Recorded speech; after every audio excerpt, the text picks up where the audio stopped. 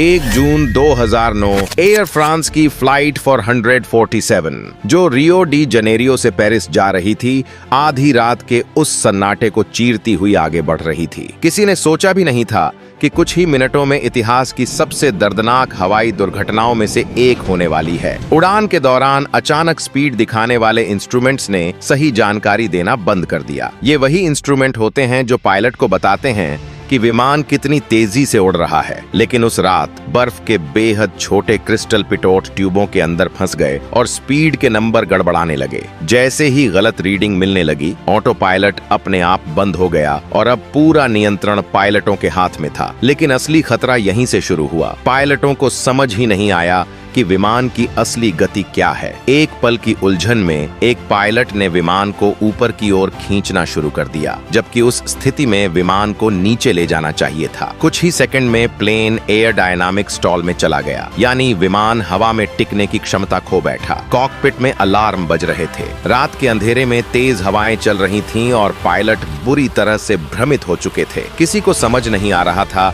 कि विमान को कैसे स्थिर किया जाए। और कुछ ही मिनटों बाद प्लेन अटलांटिक महासागर में गिर गया। इस भयावह हादसे का परिणाम विमान में सवार सभी 228 यात्री और क्रू मेंबर हमेशा के लिए खो गए। ये घटना एयर फ्रांस के इतिहास की सबसे घातक दुर्घटना बन गई। विमान के मुख्य मलबे और ब्लैक बॉक्स को समंदर की गहराई से ढूंढने में लगभग 2 साल लग गए, जिन्हें 2011 में बरामद किया गया। इस हादसे ने दुनिया को एक कड़वा सबक दिया। कभी कभी तकनीक की छोटी सी कमी और इंसानी भ्रम मिलकर कितनी बड़ी आपदा में बदल सकते हैं।